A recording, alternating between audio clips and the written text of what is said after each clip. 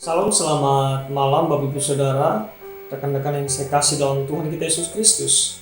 Malam hari ini kita akan belajar bersama di dalam 1 Korintus pasal 1 ayat yang ke-1 sampai yang ke-16 dengan tema orang Kristen duniawi.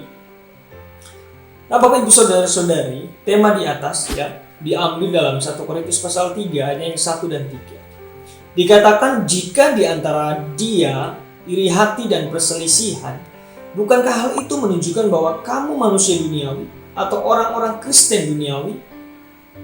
Nah Bapak Ibu Saudara yang saya kasih dalam Tuhan kita Yesus Kristus, dalam kitab 1 Korintus ayat 1 sampai 16 menjelaskan ciri-ciri orang Kristen duniawi.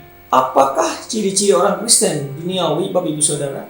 Ciri-ciri orang Kristen duniawi adalah masih suka berselisih dan iri hati. Itu dalam 1 Korintus 3 ayat 3. Perselisihan dan iri hati menyebabkan gereja Korintus pada waktu itu pecah menjadi 4 golongan. Di mana dalam 1 Korintus 1 ayat 11 dan 12 katakan saya golongan Paulus, saya golongan Apolos, saya golongan Kefas, atau saya golongan Kristus. Nah perpecahan itulah yang akan terjadi dalam hidup orang Kristen yang duniawi. Apabila menganggap saya dari golongan ini, saya dari golongan itu dan lain sebagainya. Bukan sampai di situ. Ternyata masih ada Kemudian dikatakan masih melakukan percabulan, zina, bersundal Dalam 1 Korintus 5 ayat 1 dan 5 ada percabulan di antara kamu. Dan apabila hal itu terjadi dikatakan orang itu harus diserahkan kepada iblis. Ingatlah, orang-orang cabul berzina tidak akan mendapat bahagian dalam kerajaan surga. Bahkan yang terjadi adalah kawin cerai dalam 1 Korintus 7 ayat 11. Jikalau ia bercerai, ia harus tetap hidup tanpa suami atau berdamai dengan suaminya. Dan seorang suami dikatakan tidak boleh menceraikan istrinya.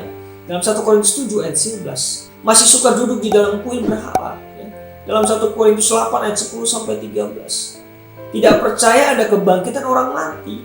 Dalam 1 Korintus 15 ayatnya yang ke-12. Bila tidak percaya ada kebangkitan orang mati, maka dampaknya adalah marilah kita makan minum, sebab besok kita mati. Artinya apa? Mari kita berbuat dosa karena setelah kematian tidak ada penghukuman. Tidak mengasihi Tuhan Allah. Dalam 1 Korintus 16 ayat yang ke-22, kasih kepada Tuhan adalah tidak berbuat dosa. Roma 23 ayat 10, kasih tidak berbuat dosa. Kasih adalah taat melakukan firman Tuhan. Siapa memegang perintahku dan melakukannya, dialah mengasihi aku.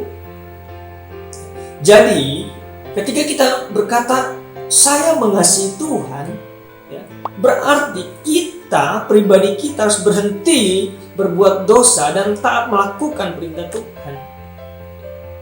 Jadi Bapak Ibu Saudara yang saya kasih dalam Tuhan kita Yesus Kristus, ada 6 ciri orang Kristen duniawi. Yang pertama, iri hati dan berselisih. Yang kedua, bercabul atau berzina dan bersundal.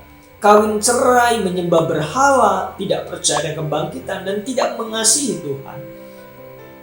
Bapak Ibu Saudara, orang Kristen duniawi mereka membangun hidup Kristen dengan bahan yang rapuh. Dalam 1 Korintus 3, 12 sampai 14, di mana kita melihat semua orang Kristen seharusnya bertumbuh menjadi orang Kristen yang dewasa rohani. Dalam 1 Korintus 13 ayat 11, ketika aku kanak-kanak, aku berpikir seperti kanak-kanak. Sekarang, sesudah aku menjadi dewasa, aku meninggalkan sifat kanak-kanak itu.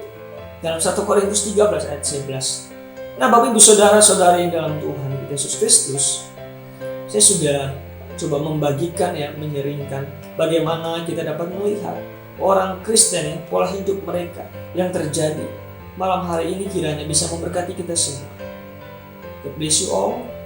Sampai jumpa.